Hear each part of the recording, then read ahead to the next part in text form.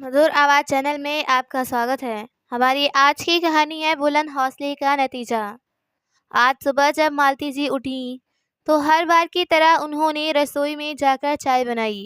यह उनकी एक पुरानी आदत थी। हर सुबह वह अपने और अपने पति के लिए चाय बनाती और आवाज़ लगाती, आ जाइए, चाय बन गई है। फिर बालकनी में बैठकर दोनों जन बातचीत करते हुए चाय पिया करते। लेकिन आज चाय एक ही कप बनी थी। चाय लेकर मालती जी बालकनी में आ ही रही थी कि उनकी नज़र सामने दीवार पर टंगी श्यामलाल जी की तस्वीर पर पड़ी तो दिल में एक तीखा सा दर्द उठा। तस्वीर पर माला चढ़ी हुई थी। वह माला मानो 20 दिन पहले घटी उस घटना का मौन प्रतीक थी जिसने मालती जी को अंदर तक तोड़कर रख दिया था। मालती जी की आंखों से आंसू बहने लगे। उन आंसुओं में कितना दर्द छिपा था, इसे कोई नहीं समझ सकता था। कितना ख्याल रखते थे आप मेरा, मेरी हर ज़रूरत का। फिर क्यों अचानक मुझे अकेले छोड़कर अनंत यात्रा पर चले गए। मालती जी स्कूल से रिटायर 63 वर्षीय महिला थी। नौकरी के दौरान वो सोचा करती थी कि रिटायरमेंट के बाद अपने पति और दोनों बेटों के साथ सुख की ज़िंदगी गुजरेगी। रिटायर होंगी तो सिर्फ नौकरी से, ज़िंदगी से नहीं, जीवन जीने का जज्बा वहीं कायम रहेगा। पर कौन जानता था ज़िंदगी आगे क्या रंग दिखाने वाली है। उम्र के इस पड़ाव पर आकर नितांत अकेली रह गई थी मालती जी। अब इस उम्र में किसी सहारे की तलाश भी क्या करती। अपने जिन बेटों से कभी सहारे की उम्मीद की थी वे तो कब के अपने माँ बाप को भुलाकर बहुत दूर जा चुके थे अपनी नई दुनिया बसाने। मालती जी के जीवन में एक अजीब सा खालीपन था, एक दर्द जो सिर्फ वही महसूस कर सकती थी। कुर्सी पर बैठे बैठे मालती जी को नींद सी हो गई और उन्हें पुरानी यादों ने घेर लिया। इस बड़े घर में कभी एक वक्त हुआ करता था जब हर कोना उनके भरे पूरे परिवार की खुशियों और हंसी ठहाकों का गवाह हुआ करता था। श्यामलाल जी बाहर से घर लौटते तो दूर से ही मालती जी को आवाज़ देते, अरे सुमित की माँ, कहाँ हो तुम, एक गिलास पानी तो ला दो। और मालती जी रसोई घर से पानी का गिलास लाते हुए मुस्कुराते हुए कहती, यह लीजिए अमित के पिताजी। इस बात पर दोनों खिलखिलाकर हंस देते। मालती जी अपने छोटे बेटे सुमित से ज़्यादा लाड करती थीं, इसलिए वह सुमित की माँ कहलाती थी। और श्यामलाल जी का अपने बड़े बेटे अमित से ज़्यादा लगाव था, इसलिए मालती जी उन्हें अमित के पिताजी कहकर बुलाती थी। हालांकि सच्चाई तो यह थी कि माँ बाप की अपने दोनों बेटों में जान बसी थी। बस उन्हें तो एक दूसरे को इस तरह संबोधित करते में मज़ा आता था और धीरे धीरे यही उनकी आदत बन गई। उनके दोनों बेटे अमित और सुमित में केवल 3 वर्षों का अंतर था। अपने बेटों को उन्होंने अच्छी से अच्छी शिक्षा दी, अच्छा पालन पोषण दिया। अब केवल एक कर्तव्य निभाना बाकी था, उनके लिए अच्छे करियर का चुनाव करना और घर बसाना। श्यामलाल जी चाहते थे कि उनका बड़ा बेटा उनका कारोबार संभाले, लेकिन अमित को उनके कारोबार में कुछ खास दिलचस्पी नहीं थी। वह विदेश में नौकरी करना चाहता था, एक ऐसी नौकरी जो उसके अच्छे भविष्य और सफल जीवन की गारंटी बने। वह जिंदगी में तरक्की हासिल करना चाहता था, आगे बढ़ना चाहता था। और एक दिन उसने अपने पिता को अपनी यह इच्छा भी बता दी। यह सुनते ही श्यामलाल जी परेशान हो गए। लेकिन बेटा, फिर हमारी दुकान कौन संभालेगा। मैंने तो सोचा था कि बड़े बेटे बड़े हो जाएंगे तो उनके बल पर हमारा व्यापार उन्नति करेगा। और बेटा, नौकरी तो नौकरी ही होती है, नौकरी करके तुम सिर्फ कुछ 1000 रुपए कमाओगे, जबकि अपन व्यापार बढ़ाएं तो हम लाखों रुपए हर महीने कमा सकते हैं। लेकिन पिताजी, अगर यही सब कुछ करना था तो हमें इतना पढ़ाने लिखाने की क्या ज़रूरत थी। और जहाँ तक रही दुकान संभालने की बात, तो वो काम तो कोई अनपढ़ भी कर सकता है। मैंने तो सोच लिया है अब विदेश जाकर वहाँ अच्छी सी नौकरी हासिल करके वहीं सेटल हो जाऊँगा। मेरी बात समझने की कोशिश करो बेटा। पढ़ाई लिखाई इसलिए करवाई जाती है ताकि इंसान किसी काम को सलीके और समझदारी से कर सके। नई तकनीक और तजुर्बे से ज़िंदगी बेहतर बनाई जा सकती है। अपना व्यापार संभालना अनपढ़ लोगों को काम नहीं होता, और ना ही पढ़ाई लिखाई सिर्फ नौकरी के लिए की जाती है। भाग दौड़ करने के लिए हमारे पास वर्कर्स हैं। मैं तो बस तुम्हें सारा हिसाब किताब संभालने को कह रहा हूँ। और बेटा, अगर ये व्यापार पसंद नहीं है तो बेशक कोई दूसरा बिजनेस शुरू कर लो, और यदि बिजनेस नहीं करना तो नौकरी करने से भी मुझे कोई एतराज़ नहीं है। लेकिन कम से कम अपने देश में तो रहो, अपने माता पिता की आंखों के सामने। कहते हुए श्यामलाल जी ने समझाने की कोशिश की, लेकिन अमित नहीं माना। तो उसके छोटे भाई सुमित ने कहा, यह तुम कैसे बातें कर रहे हो भाई? जिन माँ बाप ने हमें जन्म दिया, हमें पाल पोस कर बड़ा करने में अपना जीवन लगा दिया, तुम उन्हीं को छोड़कर जाने की बात कर रहे हो। लेकिन अमित ने उल्टा उसकी बात का ही मजाक बनाते हुए कहा, तुम्हें तो माँ पिताजी की उंगली थाम कर चलने की आदत है। तुम जैसे लोग जिंदगी में कभी कामयाब नहीं हो सकते। दुनिया कहाँ से कहाँ पहुँच गई और तुम वहीं कुएं के मेढक बनकर रहना चाहते हो। लेकिन मैं तुम जैसा नहीं हूँ, जो माँ बाप के दामन से चिपका रहूं। अमित किसी की कोई बात सुनने को तैयार ही नहीं था, तो माँ बाप ने भी खामोश रहना ही उचित समझा।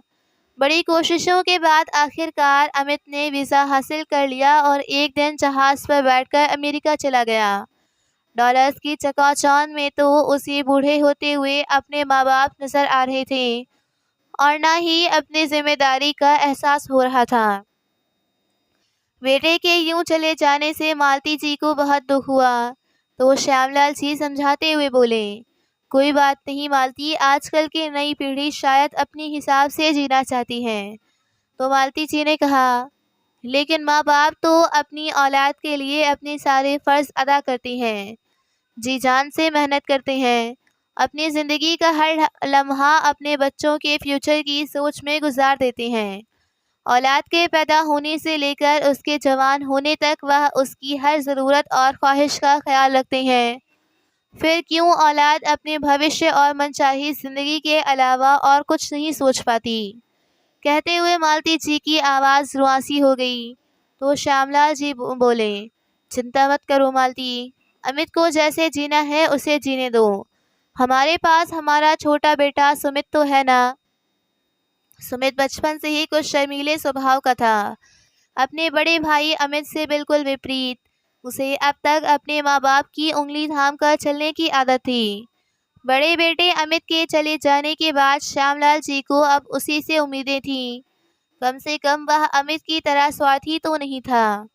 अपने बड़े भाई के विदेश जाने के बाद सुमित ने अपने माँ बाप का हाथ थाम कर कहा था कि अपने माता पिता को छोड़ने के बदले में अगर कोई मुझे पूरे ज़माने की दौलत भी दे देना तो भी मैं आपको छोड़कर नहीं जाऊंगा। लेकिन सौम्या शायद ज़माने भर की दौलत से भी ज़्यादा मनमोहक लगी उसे। जब उससे मिला तो उसके रूप के जाल में कुछ इस कदर फंस गया कि अपने माँ बाप को ही भुला बैठा।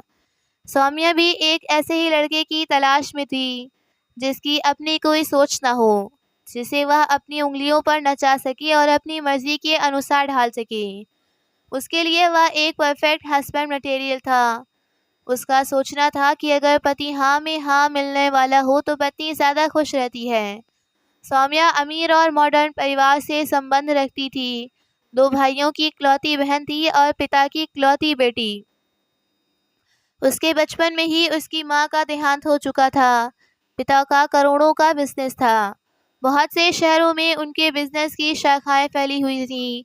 इसके मुकाबले सुमित के पिता का कारोबार कुछ भी नहीं था। कॉलेज के आधे से ज़्यादा लड़के सौम्या पर फिदा थे। ऐसे में सुमित को तो लगता था जैसे सौम्या ने उसे पसंद करके उस पर कोई एहसान किया हो।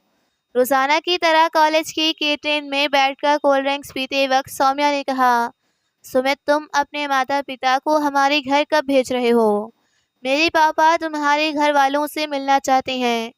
तो सुमित ने कहा, अब तुम्हारे डैडी उन लोगों से मिलना क्यों चाहते हैं? क्या मुझसे मिलकर उन्हें खुशी नहीं हुई? अरे सुमित, तुम भी बिल्कुल बेवकूफ़ हो। अगर उन्हें तुमसे मिलकर खुशी नहीं होती तो तुम्हारे माँ बाप से मिलने के लिए क्यों कहते? वह हमारी शादी की बात करना चाहते हैं, और शादी के मामले में तो घर के बड़े बुजुर्ग ही तय करते हैं ना। तुम एक काम करो, इस संडे को अपने मम्मी पापा को हमारे घर पर भेज दो। उसके बाद मेरे पापा आउट ऑफ इंडिया चले जाएंगे, और मैं चाहती हूँ कि उससे पहले ही हमारी शादी की तारीख फाइनल हो जाए। नहीं तो न जाने कितने महीनों के लिए बात टल जाएगी। तो सुमित ने कुछ हिचकिचाते हुए कहा, लेकिन सौम्या, मैंने तो अभी तक अपने माता पिता से हमारे बारे में कोई जिक्र ही नहीं किया। अरे तो बता दो ना उन्हें मेरे बारे में। क्या मैं किसी से कम हूँ जो तुम मेरे बारे में बताने से भी डरते हो? नाराज होते हुए सौम्या ने कहा, अरे सौम्या, ऐसे मैंने कब कहा? बस मुझे बात करने में थोड़ी हिचकिचाहट होती है। सोचता हूँ कि अपनी ही शादी की बात मैं खुद कैसे करूँ।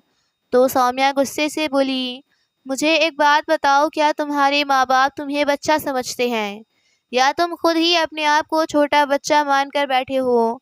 तुम कहो तो मैं खुद उनसे मिलकर बात कर लेती हूँ। इस पर सुमित ने कहा, अरे नहीं नहीं सौम्या, ऐसा तो बिल्कुल मत करना। नहीं तो मेरे पिताजी बिना सोचे समझे ही इस रिश्ते से इनकार कर देंगे। तो सौम्या ने हैरानी से बोला, अरे इतनी सी बात पर रिश्ते से इनकार क्यों कर देंगे? क्या तुम्हारे परिवार में लड़कियों को बोलने का कोई अधिकार नहीं होता? क्या उनकी अपनी कोई राय या मर्जी नहीं होती? सौम्या की बात सुनकर सुमित हड़बड़ा गया। उसे समझ नहीं आ रहा था कि उसे कैसे समझाए। ऐसा नहीं है सौम्या, लेकिन हमारे परिवार में ऐसी लड़कियों को भी पसंद नहीं किया जाता जो होने वाले ससुराल में जाकर खुद अपने रिश्ते की बात करने लगे। शादी ब्याह की बात ज़रा से सलीके और तरीके से होनी चाहिए। अच्छा, तो तुम्हारा मतलब यह है कि तुम्हारे परिवार वाले पुराने ख्यालों के दाकियानूसी लोग हैं? ऐसा नहीं है सौम्या, वह इतने भी पुराने ख्यालों के नहीं हैं कि अपने बेटे की पसंद का ख्याल न रखें। वह मुझे बहुत प्यार करते हैं। देखो सुमित, शादी से पहले ही यह बात स्पष्ट हो जाए तो अच्छा है। मैं ऐसे घुटे हुए माहौल में हरगिज नहीं रह सकती। यह बात सुनकर सुमित हैरान रह गया। वह किसी भी कीमत पर सौम्या को खोना नहीं चाहता था। घुटे हुए माहौल से तुम्हारा क्या मतलब है? तुम्हें पता है सुमित, मैं बहुत आज़ाद ख्यालों की मॉडर्न लड़की हूँ। मेरे पापा भी आधुनिक विचार रखते हैं। उन्होंने कभी मुझ पर कोई बंदिश नहीं लगाई। मेरे भाई भी अपनी मर्जी के मालिक हैं। यहाँ तक कि मेरे पापा भी क्लब जाते हैं, दोस्तों के साथ ड्रिंक करते हैं। इतने खुले माहौल से निकलकर मैं तुम्हारे दागियानूसी घर वालों के साथ उस घुटन भरे माहौल में कैसे एडजस्ट कर पाऊंगी? और तुम भी तो मुझे जानते हो ना, मेरा वहाँ गुजर हरगिज नहीं होगा। या तुम क्या कर रही हो साम्या? तुम जानती हो मैं तुम्हारे बिना नहीं रह सकता, और तुम शादी करने से इनकार कर रही हो। अरे नहीं सुमित, मैं तुमसे शादी करने से इनकार नहीं कर रही, बल्कि तुम्हारे माता पिता के साथ रहने से इनकार कर रही हूँ। मैं तो यह कहना चाहती हूँ कि शादी के बाद तुम मेरे साथ रहो। सुमित परेशान हो गया और बोला, नहीं सौम्या, अपने माँ बाप को छोड़कर मैं कैसे? सुमित, तुम तो ऐसा कह रही हो जैसे तुम्हारे माँ बाप कोई छोटे बच्चे हैं जो तुम्हारे बिना नहीं रह सकते। जब तुम्हारा बड़ा भाई उन्हें छोड़कर जा सकता है तो तुम्हारे जाने से कौन सा आसमान टूट पड़ेगा? वैसे भी पापा ने फैसला कर लिया है कि अपनी कंपनी की अमेरिका वाली ब्रांच वह तुम्हारे हवाले कर देंगे। फिर हम वहीं शिफ्ट हो जाएंगे। लेकिन सौम्या, अपने माता पिता के प्रति भी मेरी कुछ जिम्मेदारी बनती है। मैं विदेश चला जाऊंगा तो वह बेचारे तो अकेले रह जाएंगे। अरे अकेले क्यों रह जाएंगे?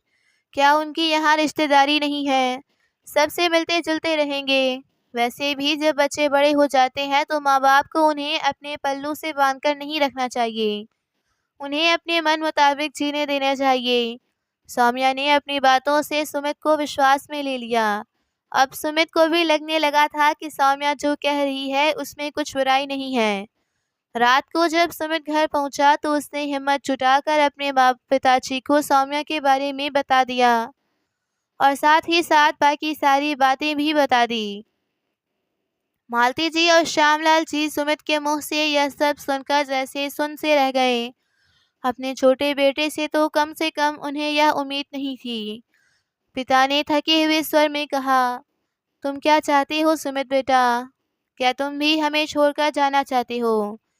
तो सुमित ने सिर झुकाए हुए धीमे से कहा, हाँ पिताजी, मैं सौम्या के साथ अमेरिका जाकर उसके पापा का बिजनेस संभालना चाहता हूँ। फिर गहरी सांस लेते हुए श्यामलाल जी ने कहा, तुम जा सकते हो सुमित। यह आप क्या कह रहे हैं जी? मालती जी ने भरी आंखों से देखते हुए कहा। तो श्यामलाल जी भरे गले से बोले, ठीक ही तो है। चिड़िया के बच्चे भी जब बड़े हो जाते हैं तो घोंसलों में रहना पसंद नहीं करते। वह तो केवल अपनी आज़ादी की उड़ान भरना चाहते हैं। घोंसलों में तो वह कब तक रहेंगे? तब तक खुद उड़ने के लायक नहीं बन जाते। हमारा बच्चा भी अब बड़ा हो गया है। कहते कहते उनकी आंख से आंसू टपकने लगे। यह सुनकर सुमित की खुशी का ठिकाना न रहा। उसने फ़ोन करके सौम्या को सारी बात बताई और कुछ ही दिनों के भीतर सौम्या से शादी कर ली। सुमित की दुल्हन बनकर सौम्या अपने ससुराल तो आई, परंतु केवल रस्म निभाने के लिए। उसके बाद वह अपने मायके वापस चली गई, पर अकेले नहीं, सुमित को साथ लेकर। कुछ दिन यूं ही बीते। अब श्यामलाल जी की तबीयत खराब रहने लगी थी। अकेले दुकान का काम संभालना उनके बस की बात नहीं रह गई थी, इसलिए उन्होंने अपनी दुकान बेच दी। कुछ दिनों के बाद सुमित भी अपनी पत्नी और ससुराल वालों के साथ अमेरिका शिफ्ट हो गया। मालती जी और श्यामलाल जी की आखिरी उम्मीद भी टूट चुकी थी। अपने दिल पर पत्थर रखकर उन्होंने बेटों के वियोग को भी सहन कर लिया था, या शायद सहन करने का दिखावा कर रही थी। दिल में छुपा गम उन्हें अंदर ही अंदर दर्द दे रहा था। जिस घर में कभी हंसी खुशी और चहल पहल थी, अब वहाँ वीरानी छाई हुई थी। घर के बड़े बड़े कमरे, लंबे चौड़े बरामदे, खूबसूरत खिड़कियाँ और झरोखे अब जैसे खाने को दौड़ते थे। घर की रौनक तो वहाँ रहने वालों लोगों से होती है, वरना तो ईंट पत्थर के मकान भी खंडर से लगते हैं। बैठे बैठे दोनों पति पत्नी एक दूसरे से बात करके दिल का हालचाल बांटने भी लगते, तो अतीत के गालियों में भटकने लगते। घूम फिर कर बच्चों की ही बात करने लगते और फिर उनकी याद में आंसुओं से अपना चेहरा ही भिगोले बैठते। हालांकि उनकी भरपूर कोशिश रहती कि अपने बेटों की यादों से भी खुद को दूर रखें, क्योंकि ऐसा करने से दुख के अलावा उन्हें कुछ हासिल नहीं होता था। लेकिन आदतें जब पुख्ता हो जाती हैं तो उन्हें छोड़ना भी आसान नहीं होता। मालती जी ज़्यादातर अपने आप को घर के कामों में ही व्यस्त रखती और श्यामलाल जी पूरा पूरा दिन बैठे हुए अखबार को कई कई बार पढ़ लेते। बीच बीच में मालती जी को दिन भर की खबरें भी सुनाते रहते। दोनों पति पत्नी एक दूसरे के सहारे दिन गुजारने लगे थे। एक दिन जब आंगन में बैठकर श्यामलाल जी कुनकुनी धूप सेकते हुए अखबार पढ़ रहे थे और मालती जी रसोई घर में सब्जी बना रही थी, फिर मालती जी ने रसोई की खिड़की में से आवाज़ दी, क्या बात है जी, आज कोई खबर नहीं है आपके पास सुनाने को? लेकिन श्यामलाल जी ने कोई जवाब नहीं दिया, खुद को अखबार पढ़ने में ही व्यस्त रखा। कुछ देर और बीत गई, लेकिन श्यामलाल जी ने कोई खबर नहीं सुनाई। मालती जी को उनका व्यवहार कुछ अजीब सा लगा, तो रसोई से निकलकर बाहर आईं, तो देखा श्यामलाल जी नीचे गिरे हुए थे और उनकी गर्दन टिकाकर आसमान की ओर देख रहे थे। मालती जी को कुछ हैरानी हुई। पास जाकर जैसे ही उन्हें हिलाया डुलाया तो श्यामलाल जी की गर्दन एक ओर ढुलक गई। उनका शरीर बेजान हो चुका था। यह देखते ही मालती जी के गले से एक हृदय विदारक चीख निकली और वह फूट फूट कर रोने लगी। कुछ ही समय में सभी पड़ोसी और रिश्तेदार इकट्ठे हो गए। श्यामलाल जी के बेटों को फ़ोन लगाया गया और उनके पिता के देहावसान के बारे में सूचित किया गया। दोनों बेटों ने फ़ोन पर ही अपने पिता के जाने का शोक प्रकट किया, परंतु साथ ही साथ यह भी कह दिया कि अभी उनके पास आने का इंतज़ाम नहीं हो पाएगा, इसलिए उनके पिता के मृत शरीर का अंतिम संस्कार उनके बिना ही करवा दिया जाए। बेटे तो उन्हें कब से भुला ही बैठे थे। पति के जाने के बाद तो मालती जी जैसे टूटकर बिखर गईं। ऊपर से आसपास बैठे रिश्तेदारों की बातें उनके दिमाग पर हथौड़ों की तरह बरस रही थीं। रिश्तेदारी की एक महिला ने कहा, माँ बाप दिन रात एक करके अपने बच्चों को पालते हैं, हर कष्ट खुद सहन कर लेते हैं, लेकिन अपने बच्चों पर कोई मुसीबत नहीं आने देते। और बच्चे जब बड़े हो जाते हैं तो अपने माँ बाप को ही भूल बैठते हैं। जिन्हें बुढ़ापे का सहारा माना जाता है वही बुढ़ापे में नजर ही नहीं आते। उन्हें तो अपनी बीवी बच्चों में ही अपनी दुनिया नजर आती है। वहीं पास बैठी दूसरी महिला बोली, आज तो बच्चों के लिए सब कुछ पैसा ही है, रिश्तों का स्थान भी पैसों ने ही ले लिया है। मर्यादा की तोड़ टूटती ही तो भले ही टूटे। आसपास की अन्य महिलाएं भी उनकी हाँ में हाँ मिला रही थीं। सबके बीच गुमसुम बैठी मालती जी बस चुपचाप शून्य में निहारती जा रही थी। खैर, दिन बीतने के साथ साथ सभी रिश्तेदार भी अपने अपने घर चले गए और अकेली रह गई तो मालती जी, जो अभी तक सदमे से उबर नहीं पाई थी। इस बात को 20 दिन बीत चुके थे। अपने पति श्यामलाल जी की आराम कुर्सी पर बैठकर मालती जी जब चाय पीने बैठी तो पति को याद करके फिर से आंसू बह निकले। काफी देर तक मालती जी वहीं बैठी रहीं। दोपहर के 2 बजने को आए थे, लेकिन अभी तक उन्होंने नाश्ता भी नहीं किया था। चाय भी ज्यों की त्यों धरी थी। तभी दरवाजे की बेल बजी। मालती जी ने अपनी अस्त व्यस्त हालत को ठीक किया और उठकर आंसू पोंछते हुए दरवाजे तक पहुंची। जैसे ही दरवाज़ा खोला तो सामने देखा, उनकी सहेली रेखा उनके सामने खड़ी थी। रेखा मालती जी की बचपन की सहेली थी। दोनों का एक दूसरे के साथ बहुत लगाव था। अपनी सहेली को सामने देखकर मालती जी के दिल के भीतर जकड़ी हुई असीम पीड़ा बेबाक हो गई और उसके गले लगकर फूट फूट कर रो पड़ी। देखना रेखा, कहाँ चले गए मुझे छोड़कर? मालती जी ने कहा। अपनी सहेली की ऐसी हालत देखकर रेखा जी भी आंखें नम हो गईं। मालती, मुझे तो आज ही इस सब के बारे में पता चला। तुम्हारे सामने रहने वाली मिसेस शर्मा मुझे बाजार में मिली तो उन्होंने मुझे यह खबर दी। सुनकर मुझसे तो रहा न गया तो मैं तुरंत यहाँ आ गई तुझसे मिलने। थोड़ी देर बातचीत करने के बाद मालती जी चाय बनाने के लिए उठी। तभी अचानक कमजोरी के कारण चक्कर खाकर गिरने लगी। रेखा जी ने उन्हें झट से संभाला। मालती, तुम्हारी तबीयत ठीक नहीं है, मैं डॉक्टर को बुलाती हूँ। रेखा जी ने कहा तो मालती जी बोल दी, नहीं रेखा, कुछ नहीं हुआ मेरी तबीयत को। वह तो खाना नहीं खाया था तो शायद कमजोरी के कारण। क्या तू अब तक भूखी है? रेखा जी जल्दी से रसोई घर में गईं और अपनी सहेली के लिए खाना बनाकर ले आईं। फिर रेखा जी बोली, देखो मालती, आंसू बहाने से कुछ नहीं होगा, हिम्मत रखो। तुम्हारी ऐसी हालत देखकर तो तुम्हारे पति भी सुकून न पाते होंगे। तो मालती जी ने कहा, कैसे हिम्मत रख लूं रेखा? दोनों बेटे तो पहले ही हमें छोड़कर विदेश चले गए थे और अब पति भी साथ छोड़ गए। उम्र के इस पड़ाव पर आकर इतने बड़े सुनसान घर में एक एक पल सदियों के समान बीत रहा है। इस तरह जीना भी कोई जीना है। अब तो सांस लेना भी मुश्किल होने लगा है।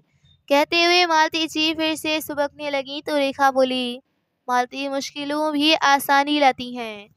अगर संकल्पना में शक्ति हो, अपेक्षाओं को तिचांदली दे दो और अपने बलबूते पर जियो। अतीत और भविष्य की विचारणाएं इंसान को बोझिल बना देती हैं। इसलिए केवल वर्तमान का सदुपयोग करो और सारी चिंता भगवान पर छोड़ दो। अब मुझे ही देख लो, पति 15 साल पहले ही भगवान को प्यारे हो गए थे। नौकरी करके बड़ी मुश्किल से इकलौते बेटे को पाला पोसा बड़ा किया, धूमधाम से उसका ब्याह रचाया। सोचा था सारी उम्र तो काम के बोझ तले दबी रही, अब थोड़ा आराम मिलेगा, घर आंगन की रौनक बढ़ जाएगी, आराम से घर पर बैठकर पोते पोतियों को खिलाऊंगी, उन्हें अच्छे संस्कार दूंगी। लेकिन सारे अरमान पल में विध्वस्त हो गए जब बहू ने साफ साफ कह दिया कि उसका मेरे साथ गुजारा नहीं है और उसके कहने पर मेरे बेटे ने अलग रहने का फैसला कर लिया। अपना अलग घर बनाकर इकलौते बेटे बहू ने मुझे अकेला छोड़कर चले गए। लेकिन मैंने हिम्मत नहीं हारी और ना ही स्वयं को टूटने दिया। घर रहते हुए बच्चों को ट्यूशन देती हूँ। 4 पैसे आने के साथ साथ समय भी अच्छा बीत जाता है और दिल भी लगा रहता है। रेखा की बातें सुनकर मालती जी को बड़ी हैरानी हुई। वाकई उसका हौसला काबिले तारीफ था। उसे देखकर मालती जी को महसूस हो रहा था कि इंसान की उम्र नहीं, हौसले मायने रखते हैं। अच्छा मालती, अब मैं चलती हूँ, कल फिर तुझसे मिलने आऊँगी। कहते हुए रेखा जी अपने घर चली गईं। अपनी सहेली की बातें मालती जी के दिल पर बार बार चोट कर लगीं। काफ़ी देर तक वह इसी बारे में सोचती रही।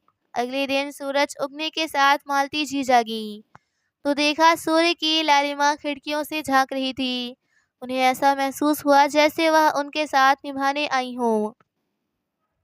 अतीत की बातें भूलकर आज मालती जी जीवन में आगे बढ़ने का फैसला ले चुकी थी। वहाँ अमेरिका में सुमित अपने सालों के साथ ससुर जी के कारोबार को संभाल रहा था। हालांकि सौम्या के भाइयों को अपने जीजा की उपस्थिति कुछ खास पसंद नहीं थी, क्योंकि उसके आने के बाद ने उनकी अहमियत कुछ कम हो गई थी और ऊपर से उनके कारोबार का एक हिस्सेदार और बढ़ गया था।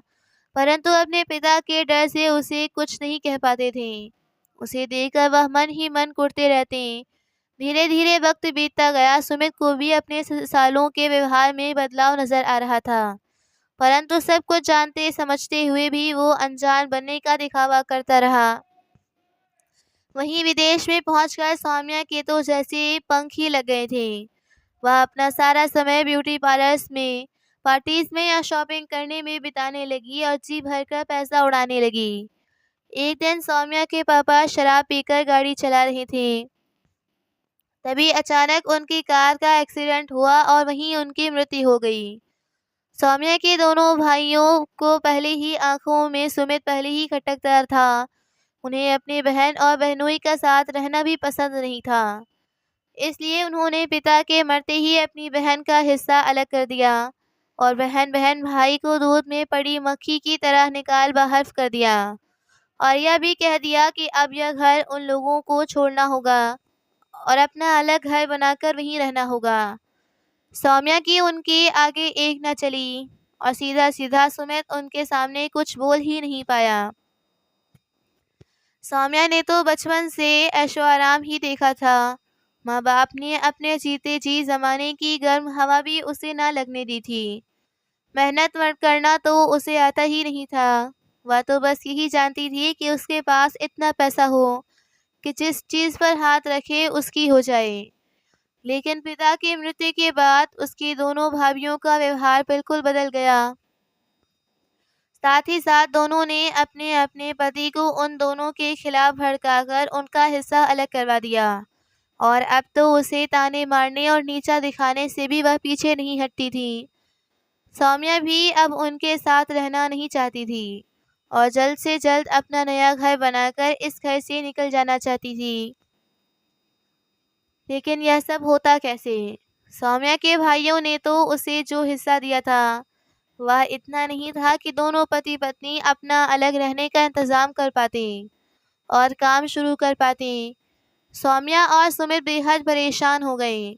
ऊपर से जिस तरह के शौक सौम्या ने पाल रखे थे उनका पूरा होना तो अब नामुमकिन सा था। चिंता में डूबी सौम्या दिमाग के घोड़े दौड़ाने लगी। तभी सुमित बोला, मैं तो कहता हूँ कि वापस इंडिया चलते हैं। उसी समय चेहरे पर मुस्कुराहट लाते हुए बोली, अरे हाँ, यह तो मैं भूल ही गई थी। अब तो हमारा काम यूँ बन जाएगा। ऐसा क्या याद आ गया तुम्हें?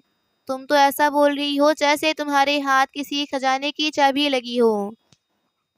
अरे सुमित, ऐसा ही कुछ समझो। तुम्हारे पिताजी की जायदाद में जो हिस्सा है वह किस दिन काम आएगा। मैं इंडिया में तो रहना नहीं चाहती।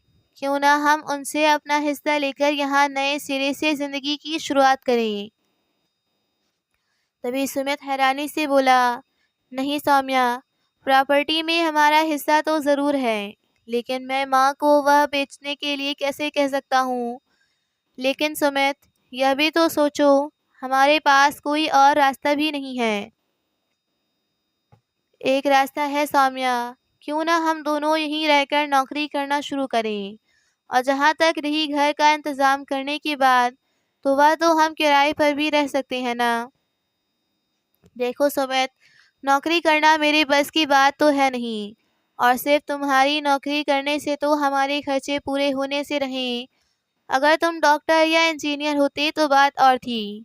और वैसे भी मेरे भाई भाभीियों ने जिस तरह से जलील करके हमें घर से निकलने को कहा है, अब तो मुझे उन्हें देखना भी नहीं है कि हम उनके सहारे के बिना भी आराम से ज़िंदगी जी सकते हैं। लेकिन सौम्या, पिताजी के चले जाने के बाद हम लोगों ने तो माँ को फ़ोन करके उनका हालचाल तक भी नहीं पूछा, और अब अचानक जाकर हम यह कह दें कि हमें हमारा हिस्सा चाहिए। हाँ, तो इसमें गलत ही क्या है सुमित? आखिर तुम बेटे हो उनके। अब जल्दी से अपने बड़े भाई को फ़ोन करो। हिस्सा तो उन्हें भी चाहिए होगा ना जायदाद में। आखिर इस दुनिया में ऐसा कौन है जिसे पैसा नहीं चाहिए होगा? अपना हक लेने के तो वह भी तैयार होंगे। नहीं सौम्या, भाई को किस बात की कमी है? माना कि यहाँ आकर उन्होंने बहुत सी छोटी-मोटी नौकरियाँ की, लेकिन आज वह बहुत अच्छी नौकरी कर रहे हैं। उन्हें किस चीज़ की कमी होगी? अरे तुम एक बार पार करके तो देखो। कहते हुए सौम्या ने फ़ोन मिला दिया। अमित से बात करके सुमित को जो सुनने को मिला उसकी हैरानी का ठिकाना न रहा। इतनी मेहनत करने के बाद अमित ने जो नौकरी हासिल की थी वह नौकरी अब छूट चुकी थी। बहुत कोशिशें करने के बाद भी उसे कोई नौकरी नहीं मिल रही थी। तो आजीविका चलाने के लिए आखिरकार उसने एक छोटा सा बिजनेस शुरू किया, और उसमें भी अब तक उसे घाटा ही हो रहा था। वह तो पहले ही भारत जाकर माँ से मदद मांगने का प्लान बनाकर बैठा था। एक दूसरे से बातचीत करने के बाद दोनों भाइयों ने एक साथ साथ अपने घर जाकर अपना हिस्सा मांगने का फैसला किया। आज अमित पूरे 8 साल बाद और सुमित 6 साल बाद अपने घर वापस आ रहा था। एयरपोर्ट उतरने के बाद उन्होंने टैक्सी ली और अपने घर की ओर निकल पड़े। टैक्सी में बैठे हुए वह अपनी शहर की उन सड़कों गलियों से गुजर रही थी जहां कभी वह बेफिक्री से घूमा करते थे, जैसे कल की ही बात हो। बड़े सुकून और खुशी से वह दिन गुजर रहे थे। ना कोई फिक्र थी ना कोई परेशानी, क्योंकि सारी परेशानियां तो माँ बाबूजी ने अपने ऊपर ही ले लेते थे। वह जब तक उनके साथ रहे उन्हें किसी किस्म की कोई तकलीफ नहीं होती थी। आखिरकार सारी तकलीफ़ें और परेशानियां उन्होंने खुद ही तो अपने लिए पसंद की थीं। तरक्की, खुशहाली और दौलत के लालच में वह कब से अपने जन्मदाताओं को छोड़कर दूर जा चुके थे। आज उन दोनों की आंखें आंसुओं से डबडबा चुकी थीं। जैसे ही उनके टैक्सी घर से के दरवाजे के बाहर रुकी, तो वह टैक्सी से बाहर निकली तो घर का नज़ारा देखकर हैरान ही रह गए थे। वहाँ उत्सव सा माहौल नजर आ रहा था। हैरानी से अमित और सुमित एक दूसरे की ओर देख रहे थे।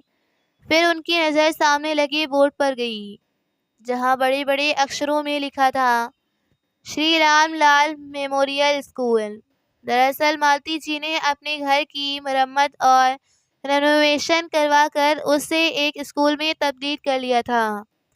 आज के ज़माने में जहाँ विद्यालय शिक्षा का मंदिर न होकर मात्र एक व्यापार बनकर रह गया है, वहीं मालती जी ने अपनी सहेली रेखा के साथ मिलकर एक ऐसे विद्यालय का निर्माण किया था जहां बहुत कम फीस ली जाती थी और गरीब लोगों के लिए मुफ्त में शिक्षा उपलब्ध करवाई जाती थी, और साथ ही साथ एक समय का खाना भी उपलब्ध करवाया जाता था।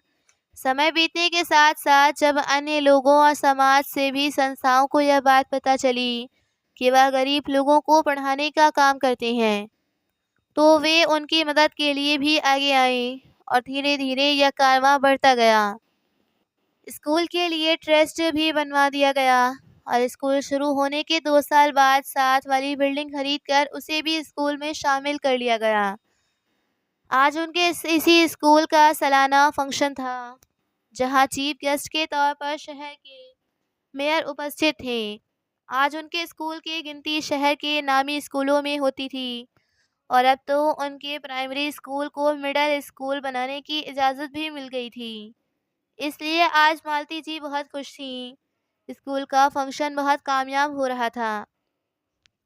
स्कूल के वार्षिक उत्सव के बाद मालती जी अभी फुर्सत से बैठी ही थीं कि अचानक अपने सामने दोनों बेटों को देखकर उन्हें अपनी आंखों पर यकीन नहीं हुआ। सोचने लगीं कि कहीं यह आंखों का धोखा तो नहीं। तभी दोनों बेटों ने उनके पास आकर उनके चरण स्पर्श किए तो उन्हें यकीन नहीं आया कि सच में उनके दोनों बेटे उनके सामने खड़े हैं। आंखों से छलकते आंसुओं के कारण दोनों बेटों के चेहरे उन्हें धुंधले नजर आने लगे। फिर खुद को संभालते हुए उन्होंने अपने आंसू साफ किए और बोली, लगता है रास्ता भूल गए तुम दोनों, वरना आज तक तो अपनी माँ की याद भी नहीं आई थी तुम्हें। इतना भी क्या व्यस्त हो गए थे कि पिता की मृत्यु के समय भी तुम्हें आने की फुर्सत नहीं मिली। नजर झुकाए हुए दोनों बेटे अपनी माँ की बातें सुनते जा रही थीं। कुछ देर के लिए सन्नाटा सा छा गया। फिर मालती जी बोली, खैर यह बताओ कैसे हो तुम लोग। तो अमित ने बोला, हम अच्छे हैं माँ, आप कैसी हो। हाँ बेटा, मैं भी बिल्कुल ठीक हूँ। एक समय था जब टूट कर बिखर गई थी तुम्हारी माँ, लेकिन खुद को संभालना सीख लिया है मैंने। तुम बैठो, मैं तुम्हारे लिए खाने पीने का इंतजाम करवाती हूँ। कहकर मालती जी वहां से उठी और रसोई घर में जाते हुए अपने नौकर को आवाज लगाने लगी। इधर सुमित और अमित अभी तक सदमे में थे।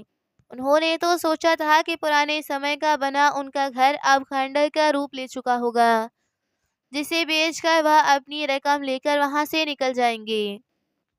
लेकिन वहां तो 3 मंजिला इमारत खड़ी हुई थी, जहां एक प्राइमरी स्कूल बड़ी शान से चल रहा था। यह सब देखकर अमित बोला, सुमित, हम लोगों के मंसूबों पर तो पानी ही फिर गया। कभी सोचा भी नहीं था कि हमारी माँ ऐसा भी कुछ कर सकती है। अब हम किस मुंह से उनके घर में हिस्सा मांगेंगे। तो सुमित ने कहा, लेकिन मांगना तो पड़ेगा।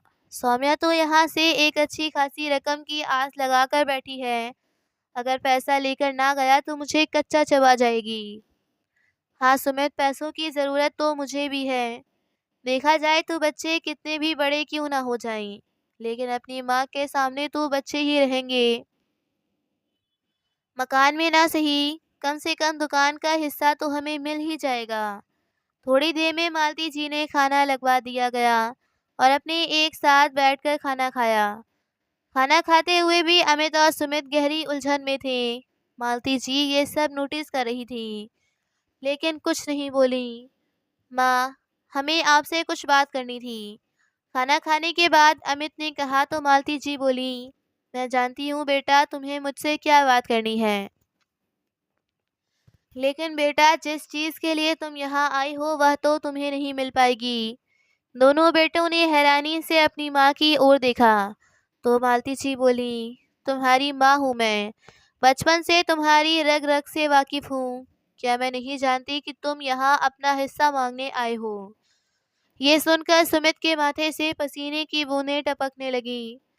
लेकिन बेटा, अब ना तो इस मकान में तुम्हारा कोई हिस्सा है और ना ही तुम्हारे पिता की दुकान में।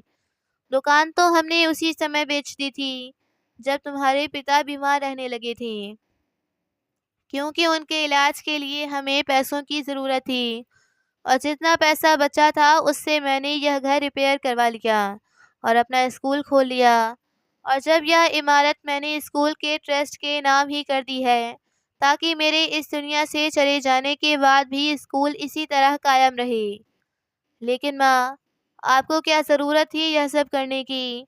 अमित ने दिल मिलाते हुए पूछा तो मालती जी ने कहा, बेटा मेरे जीवन में रुपया पैसा ना तो कल मायने रखता था और ना आज ही रखता है। मेरी तो बस यही ख्वाहिश थी कि हमारा घर हमारे बच्चों के अस्तित्व से रोशन रहे। अब जिनके लिए इतना बड़ा घर बनाया था वह तो विदेश जाकर बस गए थे। ऊपर से तुम्हारे बाबूजी के जाने के बाद अकेलेपन की मार झेलना मेरे लिए बहुत मुश्किल हो गया था। खाली घर काटने को दौड़ता था, तो सोचा क्यों ना लोगों की मदद करके कुछ पुण्य कमा लिया जाए। समाज सेवा भी हो जाएगी और ज़िंदगी को मायने भी मिल जाएंगे। और देखो, मैंने एक कदम आगे बढ़ाया तो ईश्वर ने भी मेरा साथ दिया। आजकल समय कैसे बीत रहा है पता ही नहीं चलता। अकेलापन मेरे आसपास भी नहीं फटकता। और वैसे भी बेटा, यह बात तो मैं तुम ही लोगों से सुनी है कि जब बच्चे बड़े हो जाते हैं तो उन्हें अपनी ज़िंदगी जीने देने चाहिए, अपने पल्लू से बांध कर नहीं रखना चाहिए। बस तुम्हारी ही बातों पर तो अमल किया है मैंने। मैडम, आपसे कोई मिलने आया है। चपरासी ने आकर कहा तो मालती जी बोली, ठीक है, उन्हें ऑफिस में बैठने को कहो, मैं आती हूँ। अच्छा बेटा, मुझे कुछ काम है, मैं निपटा कर आती हूँ, तब तक तुम आराम करो, कहकर मालती जी वहां से चली गईं। माँ का जवाब सुनकर अमित और सुमित का दिल अवसाद से घनीभूत हो गया। अगले दिन वो दोनों अपना समूह लेकर वापस अमेरिका चले गए। तो दोस्तों, आपको ये कहानी कैसी लगी, लाइक कमेंट करके ज़रूर बताइएगा।